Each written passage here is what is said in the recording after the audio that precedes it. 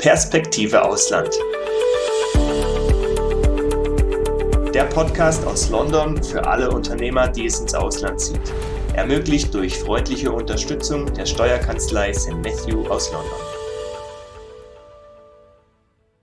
Herzlich willkommen bei Perspektive Ausland. Mein Name ist Daniel Taborek und außerdem mit dabei Sebastian Sauerborn als Gastgeber und Inhaber der Steuerkanzlei Matthew in London. Heute sprechen wir über das Leben in Thailand. Viele denken da ja gleich an die traumhaften Landschaften und Strände, aber natürlich gibt es auch einige steuerliche Besonderheiten. Um mehr darüber zu erfahren, haben wir heute Stefan Fabro eingeladen. Er stellt sich uns zunächst einmal vor. Hallo, es freut mich auch sehr, dass ich heute eingeladen wurde zu dem Podcast zu Perspektive Ausland. Also in erster Linie, mein Name ist Stefan Fabro, ich bin österreichischer Staatsbürger und ich lebe mittlerweile seit 3 Jahren in Thailand. Thailand an sich bereise ich mittlerweile seit beinahe 10 Jahren und ich bin eigentlich in Thailand aufgrund einer 6-monatigen Auszeit, die mittlerweile schon über 3 Jahre andauert. Ich bin in Thailand auch geschäftlich tätig, also wir haben uns entschlossen, eine eigene Firma zu gründen, die genau das widerspiegelt, wo wir in Österreich auch am stärksten waren im deutschsprachigen Bereich und auch hier in Thailand. Also wir verbinden praktisch deutschsprachige Auswanderer in Pattaya mit thailändischen Dienstleistern. So Anwälten, Versicherungsagenturen, Visa-Agenturen, aber auch wenn es um Accounting geht, um Business Consulting oder um die Auswahl der richtigen Firmenform in Thailand, da sind wir der Ansprechpartner und wir wollen es in erster Linie möglich machen, dass sich deutschsprachige Experts und Einwohner von Pattaya sowie auch Urlauber an thailändische Dienstleister auch herantrauen. Und da sind wir die Brücke, um die Sprachbarriere zu überwinden. Okay, klasse. Da waren ja eine ganze Reihe Stichworte schon für das Gespräch jetzt in den nächsten Minuten dabei. Jetzt war ja noch nicht jeder unserer Zuschauer und Zuhörer in Thailand. Ich selbst muss ehrlich sagen, auch nicht. Ich habe in meiner Vision, stelle ich mir das immer so feucht vor, so nebeliges Wetter und was ich zum Beispiel überhaupt nicht ab kann, ist halt so feuchtes Wetter. Aber ich habe ja gelernt schon, dass es nicht überall so ist und auch vor allem nicht zu jeder Zeit. Vielleicht kannst du uns mal ein bisschen was dazu erzählen, wie man sich das Leben in Thailand so vorstellen kann. Also wie erlebst du selber Thailand, da du ja dort selbst schon lebst eine ganze Weile? Sehr gerne. Also in erster Linie möchte ich darauf kurz zurückkommen über das feuchte, neblige Wetter. Aufgrund der geografischen Lage von Thailand kann man sich als sehr, sehr hohes, langes Land vorstellen. Im Norden habe ich das natürlich. Da habe ich auch Temperaturen um 5 Grad, 4 Grad, 3 Grad teilweise im Winter. Und ich habe da das neblige Wetter, was man oft von den Dschungelbildern kennt. Ganz anders in Zentralthailand, in Bangkok, da sieht man oft oder denkt man oft an Smog und schlechte Luft. Das kommt vor, aber im Regelfall habe ich das strahlend klares Wetter. Und der nächste Unterschied ist der Süden von Thailand mit einer sehr starken, intensiven Regenzeit. Der ist sehr stark vom Monsun bestimmt und zusätzlich aber einer super tollen, klaren Hauptsaison mit warmen Temperaturen und tollen Wasserspiegelungen. Also Thailand ist für jeden was. Für diejenigen, die das Feuchtfröhliche nicht mögen und für diejenigen, die sagen, ich bin ein Sonnenanbeter, dann ist der Süden die richtige Gegend. Ja. Ich lebe in Zentralthailand und zwar in Pattaya, das ist circa 150 Kilometer von Bangkok weg in die südöstliche Richtung. Und da habe ich mich angesiedelt und zwar mit dem Hintergrund, da die Lage einfach top ist. Ich bin direkt in Bangkok in unter 2 Stunden für 3 Euro, wenn ich möchte, mit dem Minibus. Und von dort aus in praktisch 2 Stunden überall in Südostasien, in jeder Hauptstadt, maximal 2 bis 3 Stunden. Also Bangkok ist der Weg in Südostasien der Dreh- und Angelpunkt schlechthin. Apropos Minibus. Stefan erzählt uns jetzt mehr über die Infrastruktur in Thailand und fasst das unter einem bestimmten Motto zusammen. Also in erster Linie möchte ich da auch einen kurzen Spruch da ganz über das Interview stellen. In Thailand bestimmt der Preis die Qualität definitiv. Das ist ganz wichtig. Also ich kann in Thailand um 20 Cent umgerechnet innerhalb Pattayas vom Süden ganz in den Norden fahren. Das sind 15 Kilometer. Das kann ich tun. Ich kann dasselbe aber auch haben für 20 Euro. Also Thailand hat eine gewaltige Staffelung. Im Großen und Ganzen Die Infrastruktur ist ein Traum. Ich muss jetzt natürlich nicht auf die Busse zurückgreifen, wo ich mit 50 anderen ohne Klimaanlagen zu viert auf den 2 Sitzbänken sitze. Das kann ich auch tun, das muss ich nicht. Aber ich sag's mal, wenn ich in den Norden von Thailand fahren möchte, fahre ich in etwa 6 Stunden. Das kostet mir umgerechnet 10 Euro. Das ist ein Mercedes-Bus mit Massagesessel, mit einer eigenen Stereoanlage, wo ich auch alle Filme abspielen kann. Der hat eine Stewardess, die bringt mir Getränke und da ist eine Mahlzeit dabei. Also die Infrastruktur in Thailand ist gigantisch. Ich kann auch innerlands mit AirAsia oder anderen thailändischen Luftlinien für schlappe 15, 20 Euro in den Norden fliegen, wenn ich es dementsprechend takte. Ist ja doch ganz interessant, Thailand. Ja. Ich meine, Thailand ist, glaube ich, eines der wenigen Länder in Asien, die nie unter Kolonialherrschaft waren, soweit ich das gelesen habe. Die wurden auch nie irgendwie erobert von einer fremden Macht, weil ich glaube, das Königshaus hat es irgendwie immer geschafft, da geschickt zu verhandeln und so weiter. Und während wir jetzt in vielen anderen asiatischen Ländern so immer den Einfluss einer Kolonialmacht haben, zum Beispiel Großbritannien oder manchmal auch Portugal, wie ist das in Thailand? Wie muss man sich das da vorstellen? Kann man dort irgendwie eine, sage ich jetzt mal, westliche Macht identifizieren, die dort einen maßgeblichen Einfluss auf die Kultur und die Lebensweise gehabt hat? Oder ist es tatsächlich was ganz Eigenes? Zum Beispiel im Vergleich, sagen wir mal, zu Hongkong, die ja auch dann ein eigenes die ja auch das Rechtssystem mehr oder weniger von England zunächst mal übernommen haben, zum Beispiel. Grundsätzlich auf die Kultur nicht. Auf die Kultur und die Bräuchtümer hat kein westlich oder europäisch-amerikanisches Land Einfluss genommen. Das ist nach wie vor fest in thailändischer Hand. Und genau auf das, was du auch angesprochen hast, der Fakt, dass sie niemals kolonisiert waren, das macht die thailändische Bevölkerung schon immens stolz. Aber wenn ich da mal ganz kurz nachhaken darf, Westeuropa nein, aber wie sieht's denn mit den Chinesen aus? Weil ich habe gelesen, dass ein relativ hoher Anteil, also überhaupt der größte wohl Anteil von Ausländern in Thailand sind ja Chinesen. Das ist korrekt. Merkt man das in irgendeiner Art und Weise, den Einfluss von China? Das merkt man in Form dieser. Ein kurzes Beispiel aus meinem privaten Leben. Ich war vor 2 Wochen in Bangkok mit meiner Frau. Wir haben Essen auf dem Boot gebucht. Und dann kommt die Bezahlung der guten Flasche Wein, die wir uns dazu gegönnt haben. Das kann ich sofort überweisen und da geht das dann direkt an den Chinesen. Also alle großen, das ist wirklich so. Das sehe ich auf dem Namen gleich, das ist ein Chinese, da weißt du sofort, okay, alles klar, das ist ein thailändisches Business, was ein Chinese besitzt. Also da kann man so gut sagen, die meisten Property-Einheiten, vor allem in Bangkok und auch die richtig großen, dicken Geschäfte, da sind zu 90% chinesische Investoren dahinter und auch chinesische Thais, die über Jahre eingewandert sind und sich so durch die thailändische Staatsbürgerschaft auch irgendwann mal vererbt bekommen haben. Ja, muss man sich da Sorgen machen für die Zukunft, wenn man dahin zieht, dass der Einfluss größer wird? Oder wie würdest du das einschätzen? Also grundsätzlich sehe ich da nicht die große Sorge wie in den Nachbarländern, wie in Vietnam oder wie in Kambodscha zum Beispiel. Also Kambodscha weiß ich aus verlässlicher Quelle, dass das ja praktisch ein Ausverkauf im Kino dort stattfindet.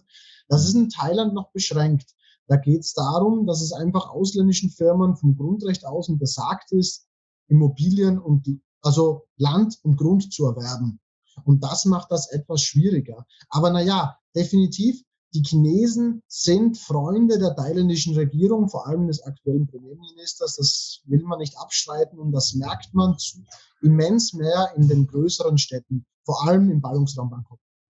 Genau, da sprichst du einen guten Punkt an, worauf ich auch hinaus wollte. Ich hatte ja vorhin schon kurz erwähnt, ein Freund von mir, der hat mal eine gewisse Zeit in Thailand gelebt und dort auch ein Haus gehabt auf Phuket. Also gut, er hatte jetzt einen thailändischen Partner, Lebenspartner und also es war extrem schwierig, um nicht zu sagen unmöglich, für ihn als Ausländer direkt dort ein Haus zu kaufen oder auch eine Firma zu gründen. Er war da also definitiv angewiesen, ja, auf sein Lebenspartner, wie gesagt, der war Thailänder, also insofern, da hat er jemand Nahestehendes gehabt. Aber das ist sicherlich dann auch ein Grund, warum natürlich es für ausländische Investoren immer noch eine gewisse Abschottung gibt. Gut, du hast jetzt vorhin gesprochen über Immobilienprojekte, die dann auch wo den Chinesen drin sind. Aber letztlich sind es ja immer alles Minderheitsinvestoren, oder? Also du hast nie wirklich als Ausländer die Möglichkeit, jetzt dort unkontrolliert die Mehrheit zu haben. Ist das jetzt für ausländische Investoren zum Beispiel als Hindernis empfunden, deiner Erfahrung nach? Oder kann man das, gibt es da Wege, wie man sich damit arrangieren kann? Es ist definitiv ein Hindernis für ausländische Investoren, aber man muss da etwas weiter zurückgreifen. Also für ausländische Investoren, die unterliegen in Thailand grundsätzlich dem sogenannten Foreign Business Act. Und der sagt, dass Ausländer nur in begrenzten Bereichen geschäftlich tätig werden dürfen. Das hat veranlasst, dass eben die meisten Ausländer so eine Variante, so eine Joint Venture Variante einfach bevorzugen und sagen, gut, wir machen da eine Gesellschaft, eine Kapitalgesellschaft. Die muss in Thailand aus 3 natürlichen Personen bestehen bei der Gründung. Das ist ganz wichtig. Eine Ein-Personen-Gesellschaft gibt es nicht oder noch nicht. Und wie kann ich das umgehen, dass ich in meinem Unternehmen auch die thailändischen Rechte habe? Na, ganz einfach, ich muss ein inländisches Unternehmen sein. Und wenn mein Unternehmen in Thailand nur 49% vom ausländischen Kapital beinhaltet, dann ist mein Unternehmen automatisch ein inländisches. Und somit ist es schwer nachzuvollziehen, wie viel Immobilien, Grund und Land tatsächlich in inländischer oder eigentlich aufgrund einer Geschäftstätigkeit in ausländischer Hand sich befinden oder nicht. Das Kapital muss zu 90% aus dem Inland kommen, damit es als Inlandsgesellschaft zählt, oder was? 51 muss von thailändischen Personen gehalten werden. Also es schaut bei der Public Company Limited in Thailand, die übrigens die zu 90% bevorzugt in Unternehmensform von ausländischen Investoren ist in Thailand. Das sieht so aus. Ich brauche 3 natürliche Personen für die Gründung. Davon, wenn ich jetzt das anstrebe, also ich strebe jetzt keine Investitionsförderungen an, zum Beispiel von dem Board of Investment oder was auch immer, ich strebe keine an Annahme.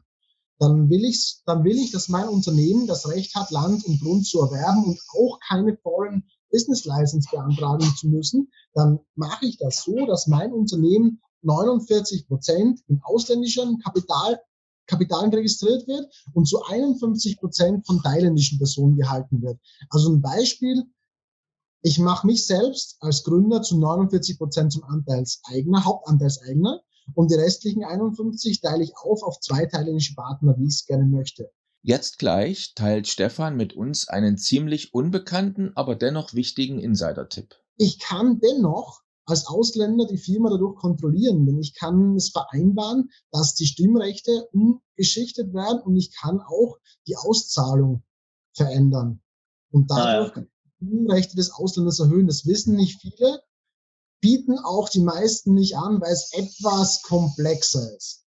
Von Gesellschaftsformen, die es also in Thailand gibt, hast du jetzt schon gesagt, ist die interessanteste eine, die der Limited entspricht? Gibt es noch andere? Natürlich. Es gibt auch die BLC. Es gibt zum Beispiel noch zur Private Company Limited, würde ich hinzufügen, noch eine interessante Unternehmensform, das ist mehr für Großinvestoren oder ähnlich unsere Aktiengesellschaft in der Dachregion. Das ist die BLC, das ist die Public Limited Company und die strebt einfach da eine breitere Streuung an. Da muss ich auch 15 natürliche Personen für die Gründung hernehmen des Unternehmens. Des Weiteren ist es so, dass ich immer 15 Aktionäre aufweisen muss und ich habe natürlich eine kompliziertere, komplexere Buchführung. Also ich möchte jetzt da auch dazu sagen, das ist nicht meine Kundenschicht, die jetzt eine Aktiengesellschaft in Thailand eröffnen. Das Informationsvergabe hatte ich des Öfteren, aber das ist nicht meine Kundenschicht. Also ich habe auch ohne Ausnahme bis jetzt Company Limiteds eröffnet und das macht auch jeder. Also 90% tun das. Aber es gibt andere Varianten. Es gibt auch Varianten, die ähnlich zu unserer offenen Handelsgesellschaft, zu OHG sind. Es gibt auch die Limited Partnership, die man mit der KG vergleichen kann. Also die Varianten, es gibt grundsätzlich alles, was man sich vorstellen kann. Und wie gesagt, ich habe auch ein paar Mandanten, die in Thailand leben.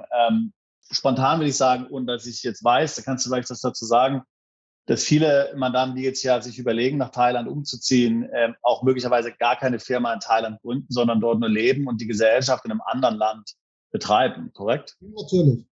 Ja, eben. Also das scheint ja auch möglicherweise die einfachere Lösung zu sein, außer man hat jetzt tatsächlich vor, irgendwas in Thailand konkret zu machen. Was weiß ich, ein Hotel zu betreiben oder sonst irgendwas oder irgendein anderes Investment zu machen oder Immobilien zu erwerben. Ja.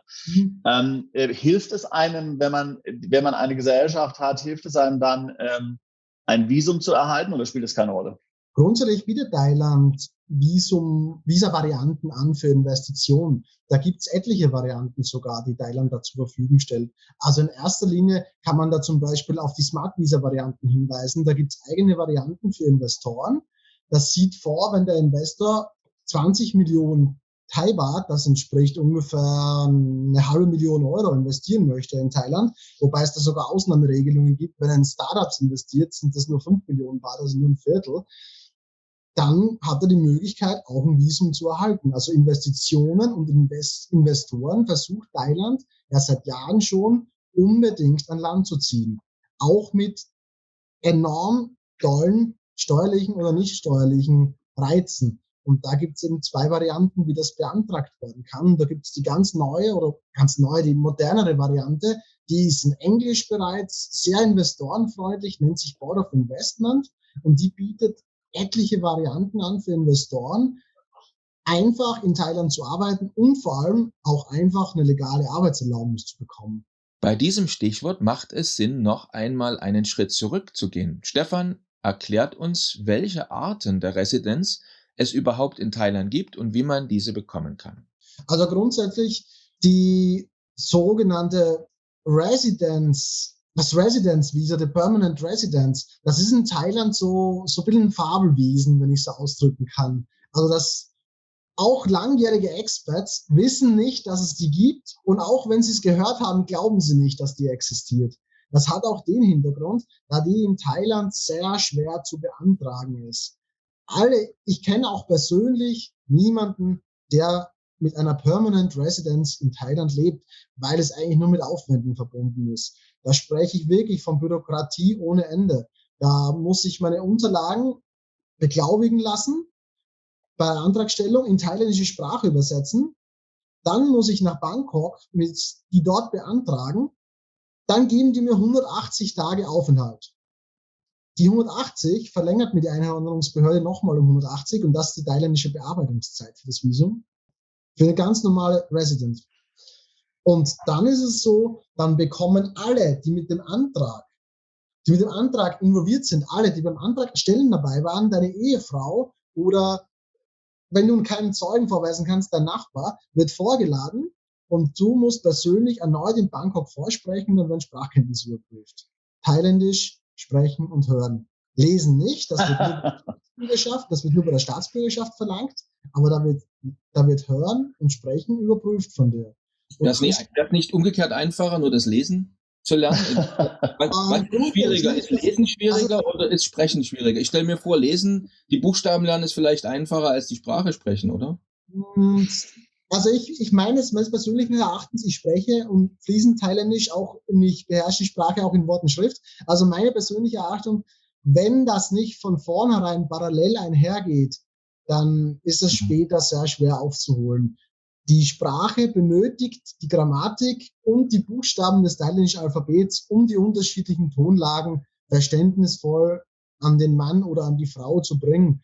Also meine persönliche Meinung, es gibt welche, die haben das geschafft, die haben zwar 5-mal so lange gebraucht, aber meine persönliche Meinung, wenn jemand die Sprache lernen möchte, erster Tag Alphabet, sofort mit anfangen, von vorne mit der Grammatik und nur so ist es möglich, nach 2 bis vielleicht 3 Jahren fließend sich inlands zu unterhalten.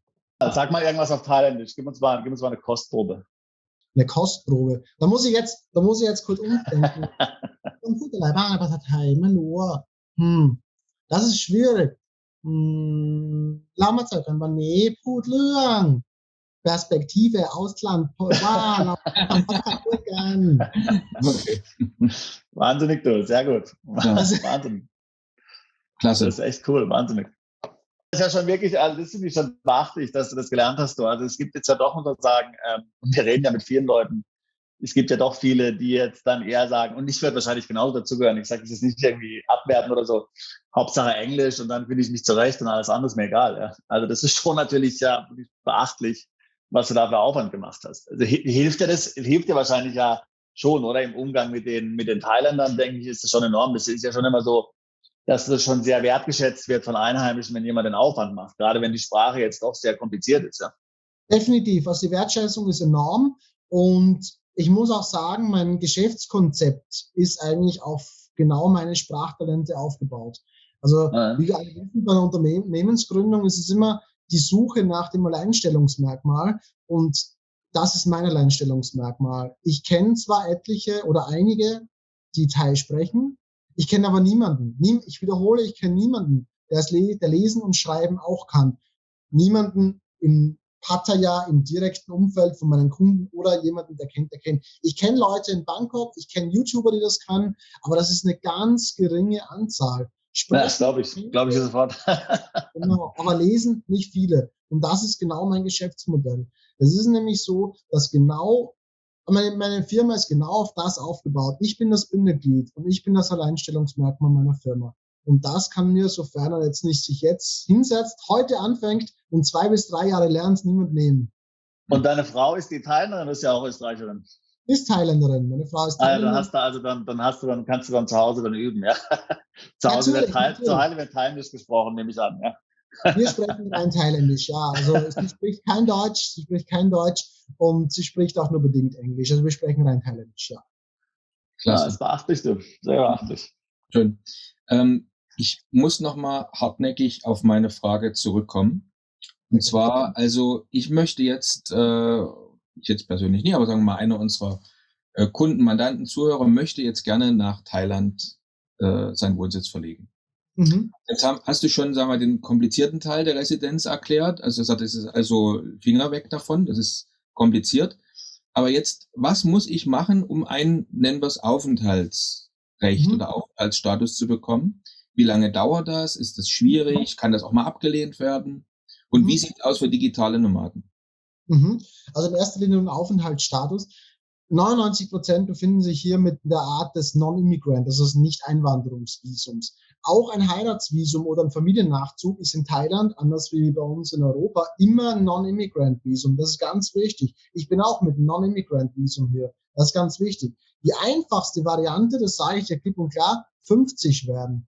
Denn wenn du 50 bist, kannst du in Thailand ein Retirement-Visum beantragen. Das ist einfach. Das kannst du bei der Botschaft außerhalb Thailands beantragen, dauert nach Unterlagenabgabe 24 Stunden und nach 3 Monaten in Thailand verlängerst du es auf ein Jahr und das machst du jedes Jahr fertig. Ganz kurz, 2 Dinge musst du vorweisen können. Du musst 50 sein, ne, das ist wichtig. Und dann gibt es 2 Varianten. Einkommen von monatlich umgerechnet 2.000 Euro in etwa, was von Ausland auf dein thailändisches Konto transferiert wird. Oder zweite Variante, die auch zu 90% genutzt wird, 800.000 Baht, das entsprechen ca. 20.000 Euro, auf ein thailändisches Konto deponieren, 2 bis 3 Monate vor Antragstellung der ersten Verlängerung innerhalb des Landes. Und das Geld darfst du nicht angreifen. Das darf mehr immer sein, aber es darf nie drunter sein. Und das muss dir eine Bank in Thailand für 3 Monate bestätigen, 2 bis 3 Monate. Und mit dem kannst du dann jedes Jahr, das musst du aber jedes Jahr tun, das Prozedere, mit dem kannst du dann jedes Jahr dein Visa weiter um ein Jahr verlängern. Und das kannst du so lange tun, wie du möchtest. Das lehnen die dir nicht ab, sofern du nicht straffällig wirst. Ein kleiner Nachteil mit dem Visa besteht dennoch, du bist nicht für Arbeit zugelassen in Thailand. Darfst du mit dem Visum keine Arbeit machen. Also mit jeder Art Non-Immigrant-Visum gibt es keine Arbeitserlaubnis? Nee, das ist auch nicht richtig. Wenn du jetzt arbeiten möchtest in Thailand, also wenn du jetzt selbst, es gibt die Variante, so wie ich sie praktiziere, mit dem Non-Immigrant O-Marriage. Das ist ein Familienvisum und mit dem darf ich in Thailand eine Work Permit, eine Arbeitserlaubnis beantragen und legal arbeiten. Da habe ich auch ein paar Vorteile. Ich muss zwar auch finanziell, ich muss nur die Hälfte nachweisen, also 400.000 Baht, 10.000 Euro auf dem Bankkonto. Das muss ich machen, weil ich verheiratet bin. Das ist das einzige Kriterium und ich muss natürlich verheiratet bleiben. Ich darf mich nicht scheiden lassen, muss am nächsten Tag ausreisen. Aber ansonsten kann ich mit dem Visum eine Arbeitserlaubnis leichter beantragen noch.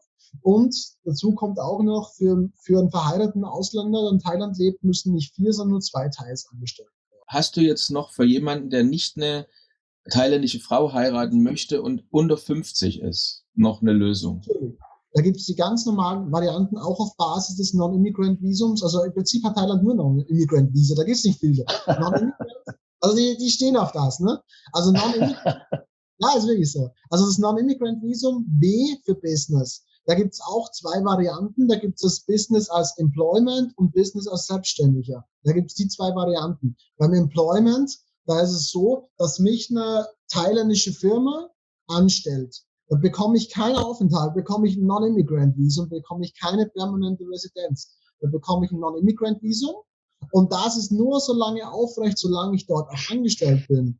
Wenn die mich rausschmeißen, wenn die mich kündigen, muss ich binnen 7 Tagen das Land verlassen. Oder heiraten. Oder schnell, oder ganz schnell heiraten. Ja, genau, richtig. Richtig. Das wäre eine Variante. Und es gibt noch die andere Variante, die Non-Be-Business, die eine ausländische Firma entsendet einen Arbeiter nach Thailand. Der muss jetzt auch nicht zwingend eine Work Permit beantragen, aber der kann sich auch nur 90 Tage mit dem Visum im Land aufhalten.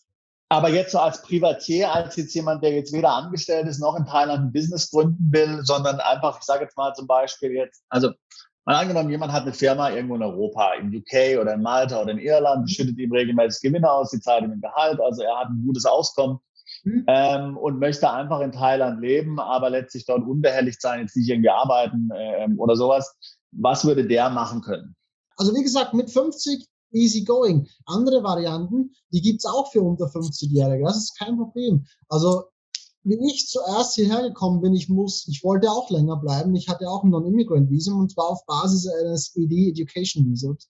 Und ich wollte sowieso in die Sprachschule gehen und das habe ich auch getan. Und am Tag mit 2 bis 3 Stunden in der Sprachschule für 4 Tage die Woche hast du auch ein Non-Immigrant-Visum. Das kannst du bis auf 3 Jahre ziehen. Sehr gut. Wie gesagt, die andere Variante, um nochmal ganz kurz darauf zurückzukommen, ist die des Investors. Wenn er in einer der in Thailand sogenannten Targeting Industries ein Investment vornehmen will von 500.000 Euro, kann er bleiben, kriegt er Arbeitserlaubnis, kriegt er Aufenthalt. Es muss nur das Investment stetig erneuert werden. Was ganz wichtig ist, möchte ich auch dazu sagen, denn auch die Work Permit ist so in Thailand ein stets gut verbreitetes Gerücht. Haben die welche, kriegt er die ausgestellt? Ich kann es mit gutem Wissen und Gewissen sagen, jeder, der Arbeitsplätze in Thailand schaffen möchte, bekommt auch eine Arbeitserlaubnis.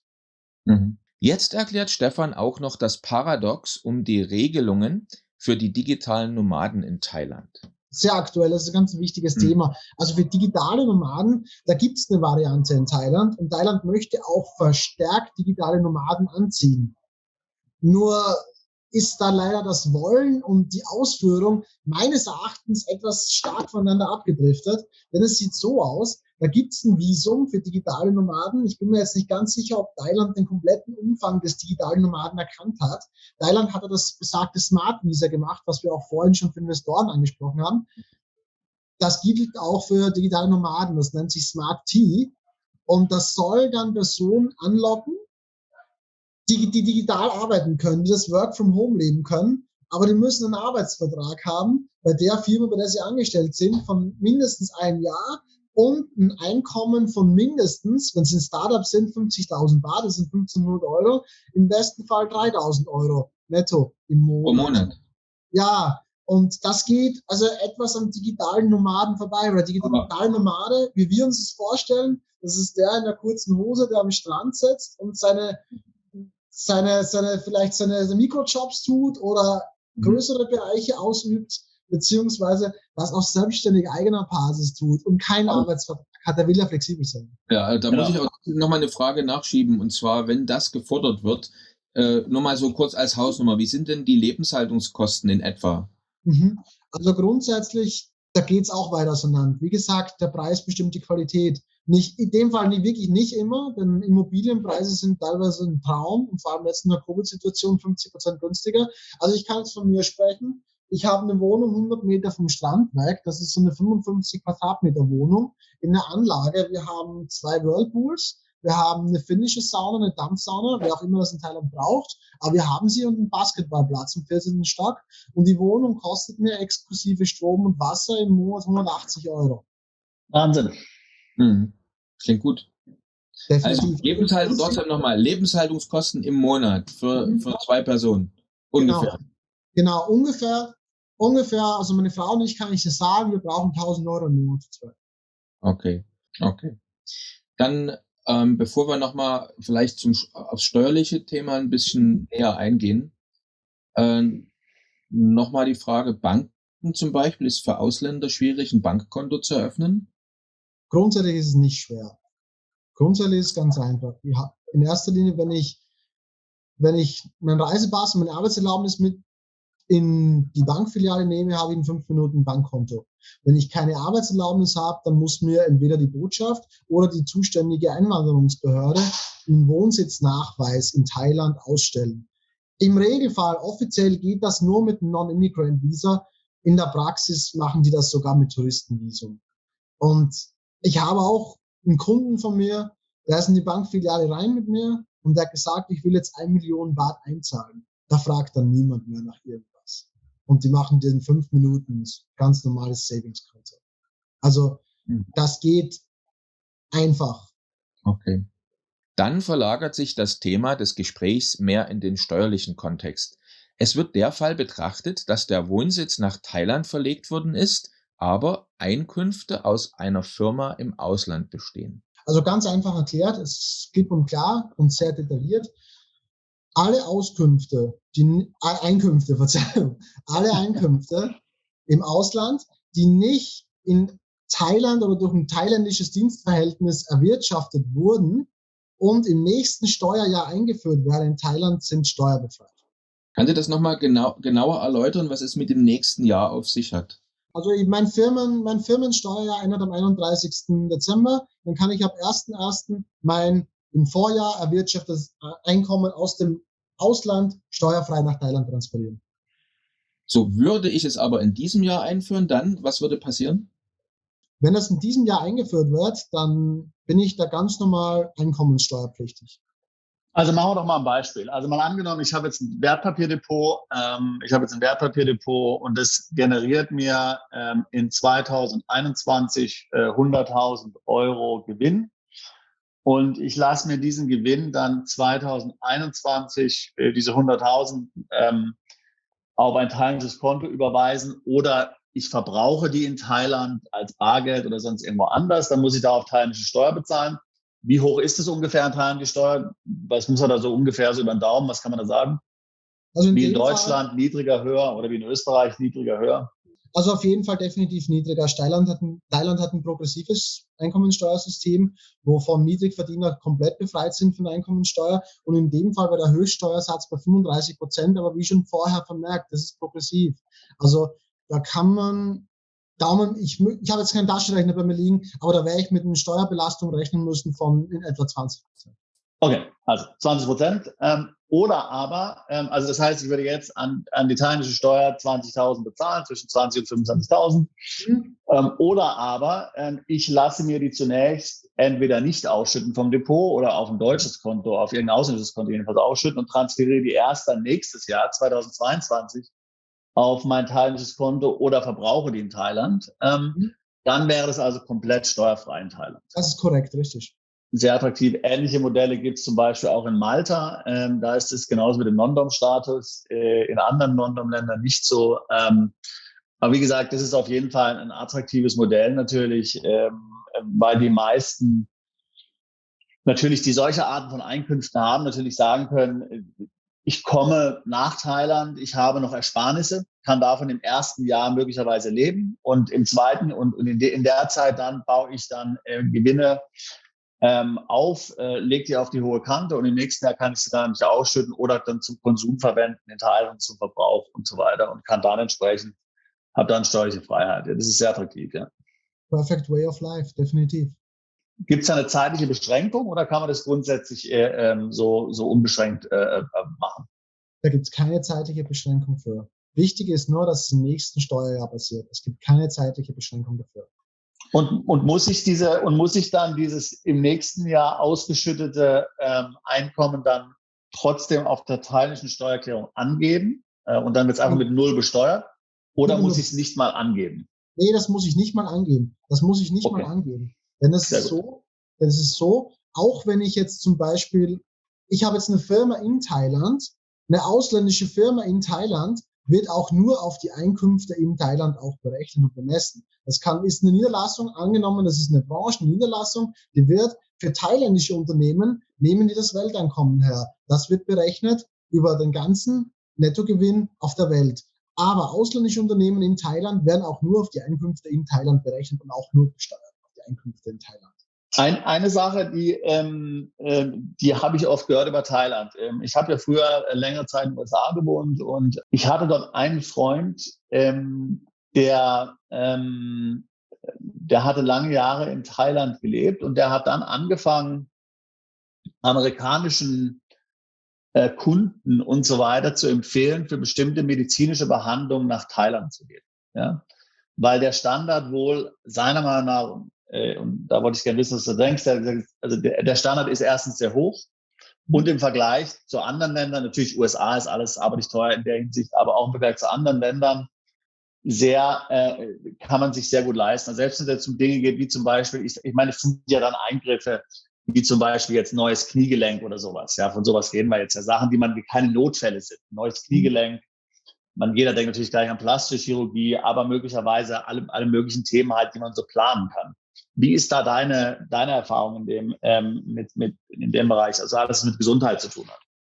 Also Gott sei Dank musste ich die Erfahrung in einem thailändischen Krankenhaus noch nicht persönlich jetzt als Patient wahrnehmen, Gott sei Dank. In erster Linie würde ich es aber so beurteilen, dass ich auch für größere Eingriffe sofort in ein thailändisches Krankenhaus gehen würde, mit dem Beisatz in einem Privatkrankenhaus, nicht in eines der staatlichen Unterhaltungen. Ja, absolut. Also die Qualität der Ärzte, die fast alle ausschließlich im Ausland studiert haben, ist enorm hoch. Die Kundenorientierung ist ein Wahnsinn. Und wenn ich da zum Beispiel, ich gehe in Pattaya in das Bangkok Hospital und ich sage, ich will einen deutschen Arzt haben, dann kommt entweder ein Thailänder, der Deutsch spricht, oder ein deutscher Arzt. Das ist so. Und die Qualität und die Ausstattung, das ist ein 5-Sterne-Hotel und auch die Technologien, das ist up-to-date. Also Thailand hat auch einen Boom an sogenannten Gesundheitstourismus, erteilt sogar auch Visa und Aufenthalte für Gesundheitstouristen sozusagen. Und Thailand hat einen hohen Standard, was Krankenhausaufenthalte und Medizin betrifft. Wie gesagt, aber um auf das zurückzukommen, die Qualität richtet sich nach dem Preis beziehungsweise nach der Krankenversicherung. Das ist ganz wichtig. Ich glaube, viele wissen das nicht, aber Thailand ist weltweit das führende Land für Medizintourismus, ja, gefolgt von Mexiko. Aber ja, also Thailand ist es definitiv da eine Branche. Jetzt, wenn du da so zum Arzt gehst, zum Beispiel Zahnarzt, irgendwas Einfaches, was musst du da so bezahlen für irgendeine Zahnbehandlung? Nur, dass man mal eine Größenordnung hat. Kann ich dir genau sagen, ich war vor 2 Tagen, trifft sich ganz gut. Also ich mache so 2-mal im Jahr eine Mundreinigung, Zahnreinigung mit Zahnarzt. Das kostet, und der Unterschied ist, muss man dazu sagen, das macht hier auch der Zahnarzt selbst. Bei uns in Österreich macht das der Zahnarzt nicht selbst, macht der Assistentin. Ja. Da macht es der Zahnarzt selbst. Du gehst rein, ohne Termin, kommst sofort dran. Und das kostet mit Polieren, mit allem drum und dran in etwa 20 €. Lohnt sich bei den Preisen überhaupt eine Krankenversicherung? Also wie machst du das oder was empfiehlst du deinen Klienten, jetzt deinen Mandanten in puncto Krankenversicherung? Ich empfehle jedem eine Krankenversicherung, abgesehen davon, dass wir sie auch vertreiben. Aber ich empfehle es jedem. Und zwar aus dem Grund, ich habe bei mir sogar Zahn und Augen ausgeschlossen. Das habe ich ausgeschlossen, das brauche ich nicht. Genau aus dem Grund, ich gehe zum Zahnarzt, kostet mir 20 €, dafür nehme ich mir einen Rabatt bei der Versicherung. Aber eine Nacht im Krankenhaus in Thailand, das kostet Geld, das geht in die Tasche. Und in Thailand ist es so, wenn du nicht zahlen kannst, dann kriegst du gemäß Hippokrates die Erstbehandlung und dann ab in den Hinterhof. Und das ist ganz wichtig. Das ist hart gesagt, das ist so. Also wenn du da nicht wirklich eine Goldkette trägst oder Bargeld oder Kreditkarte eingesteckt hast, die schauen, dass du lebst und dann raus auf den Gang. Also eine Nacht in einem thailändischen Krankenhaus kann ich auch sagen, vom Kumpel von mir, der war 5 Nächte, 3 davon Intensivquarantäne. Die 5 Nächte, das hat gekostet 500.000 Baht. Das sind so circa 12.000, 13.000 €. Mhm. Okay, also jetzt das ist vergleichbar mit europäischen Verhältnissen, ja. Das kann man definitiv. Günstiger als in den USA, aber vergleichbar, also nicht, auf jeden Fall nicht billig, ja. Also auf jeden Fall. Ist nicht billig. Ist nicht billig. Und ich habe selbst jeden Tag in Thailand eine Krankenversicherung. Jeden Tag. Ich würde nie ohne Krankenversicherung irgendwas tun, irgendwas machen. Denn bei Krankenversicherung gilt ganz klar, besser haben und nicht brauchen, als brauchen und nicht haben. Ja, nee, absolut. Nee, also ein wichtiger Punkt, wer nach Thailand, wer in Thailand leben will, unbedingt Krankenversicherung, auch wenn man jetzt bestimmte Dinge möglicherweise ausschließen kann, weil sie günstig sind. Aber man hat ja im Grunde Krankenversicherung für die schweren Fälle, Herzanfall oder Intensivbehandlung, Unfall oder irgendwie sowas. Ja, ich meine, die dann ja wirklich sehr schnell einen in den Ruin treiben können. Ne? Krebs, weiß ich was. Ja. Richtig. Für einige könnte auch das Schulsystem in Thailand interessant sein, vor allem wenn man mit seiner Familie auswandern möchte. Thailand ist mal von der Kultur und von der Einstellung sehr kinderfreundlich. Definitiv, die lieben Kinder, definitiv. Das ist auch egal, wo die herkommen. In Thailand herrscht auch eine Schulpflicht von 9 Jahren. Und Ausländer auch? Ausländische Kinder genauso. Ausländische Kinder dürfen auch staatliche Schulen besuchen. Nur bekommen sie dann keinen Abschluss anschließend, weil die nicht keine Thailänder sind, die dürfen die Schule besuchen, aber bekommen keinen Abschluss anschließend nach den 9 Jahren. Da kann man sich ausrechnen, ob das wichtig ist oder nicht nach der Schulpflicht. Aber in erster Linie gibt es in Thailand eine große, breite Auswahl an internationalen Schulen von überall auf der Welt. Die sind top, die haben tolle Lehrer, die bezahlen die Angestellten mit überdurchschnittlich europäischen Gehältern. Die haben Native Speaker aus überall auf der Welt und die haben einen super Ruf und eine super Qualität. Also definitiv. Wie gesagt, wenn die finanziellen Möglichkeiten nicht gegeben sind für eine Familie, das Kind in einer Privatschule unterbringen zu können, dann würde ich davon abraten und würde die Heimreise eher anraten, dem jeweiligen Elternpaar als in Thailand weiter zu verweilen. Okay. Was kostet eine gute Privatschule oder eine akzeptable Privatschule? Was kostet es so ungefähr pro Jahr oder pro Term oder Trimester? Wie ist da die Abrechnung? In Thailand im Jahr 2020 hat es das Durchschnittsjahr in der Privatuni 17.000 US-Dollar gekostet. In einer Uni oder ganz normale jetzt Grundschule oder dann weiterführende Schule? Das kann genauso in der Grundschule sein. Das kommt ganz drauf an. Da gibt es wirklich von günstig bis ins Unermessliche. Also da ist wirklich für alle was da. Da gibt es eine Oxford School, da kann ich alles machen, alles tun. Also da spielt der Preis, die Qualität, bestimmt der Preis, wie schon vorher erwähnt. Aber im Durchschnitt sind 17.000 US-Dollar und die Qualität der Schulen, der Privatschulen, auch der günstigen, das kann ich auch aus eigener Erfahrung sagen, die sind top, die sind gut, es muss nicht die teuerste sein. Nur vom staatlichen Schulsystem würde ich, sofern es mir möglich ist, Abstand nehmen. Okay. Noch eine andere Frage, ich meine würde mich jetzt mal interessieren, ich meine, wir haben das selbst hier erlebt, dass jetzt doch diese ganze Pandemie hier, Corona und so weiter, hat jetzt ja doch zu vielen Verwerfungen geführt, ja.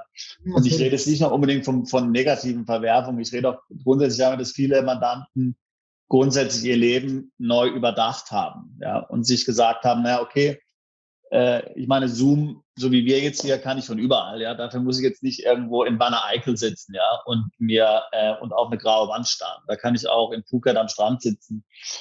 Also das heißt, viele haben grundsätzlich Prioritäten in ihrem Leben letztlich im Kopf neu sortiert und denen ist im Grunde ein Licht aufgegangen. Ist das was auch dir so gegangen ist? Also sind in letzter Zeit, in den letzten Jahren vermehrt Mandanten gekommen, die gesagt haben, ja, ich will eigentlich weg aus Europa. Vielleicht auch diesen ganzen Covid-Restriktionen, die wir ja hier haben, entfliehen und im Grunde ein anderes Leben führen als bisher. Ist das dir auch so gegangen? Grundsätzlich ist der Wunsch nie abgerissen, also unabhängig von Pandemie oder davor. Also es zieht ja nach wie vor immer mehr Europäer in günstiger oder interessantere Ausländer, sei es geschäftlich, sei es wegen der Liebe, gibt es mehrere Gründe. Aber ich muss sagen, das ist meine persönliche Meinung, in Covid-Zeiten hat das abgenommen, meines Erachtens nach. Hat aber wahrscheinlich den Grund, da Thailand auch sehr stark und genau zeitversetzt zu Deutschland in der Covid-Krise steckt. Jetzt, wo es Deutschland schlecht geht, geht es Thailand gut. Das war auch in der vorherigen Welle so und das wird sich wieder ändern. Und dadurch, dass Thailand vor 2 Jahren, wie Covid das erste Mal ausgebrochen ist, gleich mal abrupt die Grenzen zugemacht hat und über 10 Monaten Ausländern die Einreise verwehrt hat, ist das in Thailand schon sehr stark abgeflacht. Das muss ich wirklich sagen, aus eigener Erfahrung. Interessant. Das teilen etliche. Also die sind dort auch eher strikt dann in Thailand, was diese Dinge anbelangt, ja? Definitiv. Okay, gut. Das heißt, du brauchst Impfpass und so weiter, um überall reinzukommen und so, oder wie sehen die das in Thailand? Nee, nicht so wirklich. Also es gibt da auch ein System, also wo die Impfungen dokumentiert werden. Das ist auch in Thailand gang und gäbe. Es wird nur noch nicht wirklich angewandt. Es gibt die Systeme, das ist umgekehrt wie bei uns, da wird es angewandt, aber gibt es auch die Systeme noch nicht. In Thailand gibt es Applications dafür, QR-Codes, das Ganze, aber es wird noch nirgendwo gemacht. Kann ich ganz normal ins Restaurant zurzeit gehen oder einkaufen gehen, ohne dass ich beim Eingang meinen Pass zeigen muss, meinen Covid-Pass und meinen Ausweis? Korrekt. Das Einzige, was du tun musst, im Eingang Fieber messen mit der Hand. Fieber messen, okay. Ja. Das Einzige, es gibt aber Ausnahmen, das muss man auch sagen, bei so diversen Großveranstaltungen gibt es eigene Gebiete, wo nur Geimpfte rein dürfen.